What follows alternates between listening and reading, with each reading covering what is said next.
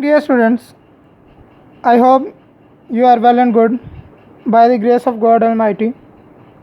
Let's start unit number 2, kinematics, in the name of Father and of the Son and of the Holy Spirit. Amen.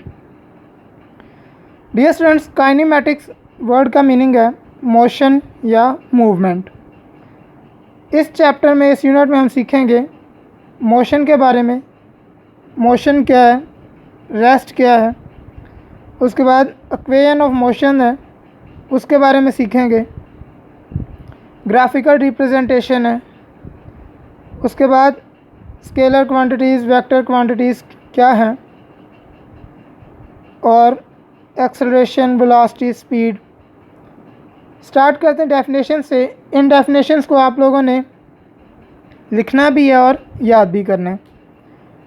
Already unit number 1 हमारा complete हो चुका है, और जिन students ने अभी तक complete नहीं किया वो जल्द से जल्द इसको कंप्लीट करके चेक करवाएं। स्टार्ट करते हैं definitions. Define rest. A body is said to be at rest if it does not change its position with respect to its surroundings. अपने इर्द गिर्द के लिहाज से, सराउंडिंग के लिहाज से अगर कोई बॉडी, कोई जिस्म, कोई चीज़ अपनी पोजीशन चेंज नहीं कर रही तो वो क्या है, रेस्ट की हालत में है। रेस्ट और मोशन एक दूसरे के ऑपोजिट हैं। तो मोशन की डेफिनेशन क्या बनेगी? A body is said to be in motion if it change its position with respect to its surrounding. जो चीज़ अपनी सराउंडिंग के लिहाज से अपनी जगह चेंज कर रही है वो मोशन में है, जो नहीं कर रही वो रेस्ट में है। फॉर एग्ज़ाम्पल, एक बस में कुछ पैसेंजर्स सफ़र कर रहे हैं, तो पैसेंजर्स जो बस के अंदर हैं वो एक दूसरे के लिहाज से अपनी जगह चेंज नहीं कर रहे, सराउंडिंग के लिहाज से अपनी जगह चेंज नहीं कर रहे, तो वो रेस्ट की हालत में है। हर कोई अपनी अपनी चेयर पे, अपनी अपनी सीट पे बैठा हुआ है। लेकिन एक बंदा जो बाहर खड़ा होकर देख रहा है, उसके लिहाज से बस मूव कर रही है, तो जितने पैसेंजर्स बस में हैं वो भी क्या कर रहे हैं, मूव कर रहे हैं। तो जो बंदा बाहर खड़ा होकर देख रहा है उसके लिहाज से वो ऑब्जेक्ट्स इन मोशन है, और अगर कोई बस के अंदर बैठा है तो उसके लिहाज से all the passengers are in rest position. इसके बाद स्केलर क्वांटिटीज़ और vector quantities. Scalar quantity. A scalar quantity is described completely by its magnitude only. ये इसकी डेफिनेशन है। जैसे 2.5 kg 40 सेकेंड्स 1.8 मीटर। अब ये जो 2.5 है, 40 या 1.8 है, ये क्या मैग्नीट्यूड है। तो वो क्वांटिटी जिसको एक्सप्रेस करने के लिए सिर्फ मैग्नीट्यूड की ज़रूरत होती है वो स्केलर क्वांटिटी है। और वेक्टर क्वांटिटी में मैग्नीट्यूड के साथ साथ डायरेक्शन की भी ज़रूरत है। A vector quantity is described completely by magnitude and direction. तो जिस चीज़ में सिर्फ मैग्नीट्यूड चाहिए वो स्केलर क्वांटिटीज़ हैं, और वेक्टर्स में मैग्नीट्यूड के साथ साथ हमें डायरेक्शन की भी ज़रूरत है। इसके बाद आ जाते हैं हम position. The term position describes the location of a place और a point with respect to some reference point called origin. अब पोजीशन क्या है? एक जगह, जिस जगह पे हम खड़े हुए हैं वहाँ से किसी दूसरी जगह का बारे में हम पॉइंट आउट कर रहे हैं, तो वो क्या है, पोजीशन है। फॉर एग्ज़ाम्पल, हम किसी एक पॉइंट पे खड़े हैं, ठीक है, वहाँ से हम कोई दूसरे पॉइंट का नाम लेते हैं, तो वो क्या है, पोजीशन। Define distance. अब distance length of a path between two points is called the distance between those points. दो पॉइंट्स के दरमियान जो डिस्टेंस है वो क्या, उस पॉइंट्स के दरमियान में जो रास्ता है उसको बयान करता है, पाथ को बयान करता है। Displacement, displacement is the shortest distance between two points which has magnitude and direction. Speed की बात करते हैं। The distance covered by an object in unit time is called its speed. Speed का formula is equal to distance covered over time taken. Distance is equal to speed multiply by time, और S is equal to V cross T या V multiply by T.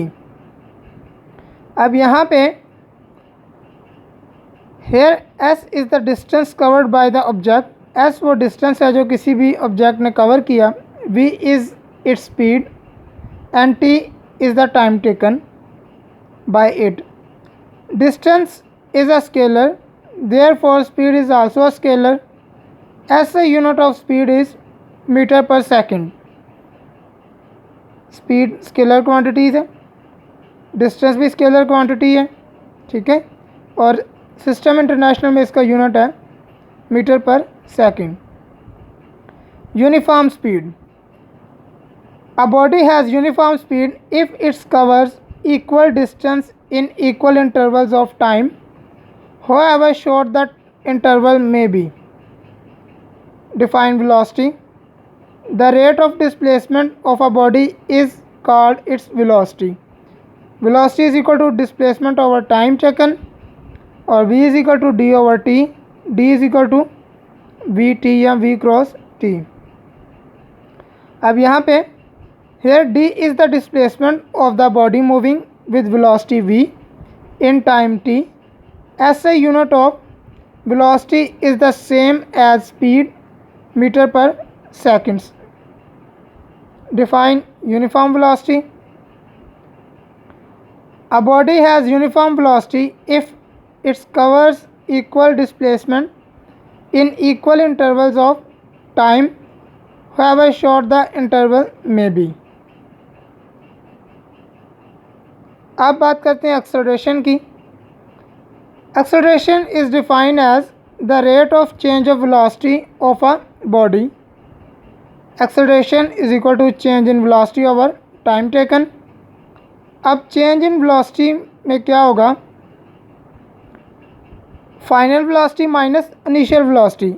वो velocity जब किसी body ने move करना start किया वो initial velocity है, और जहाँ पे जाके हम चेक कर रहे हैं वो उसकी फाइनल वेलोसिटी है।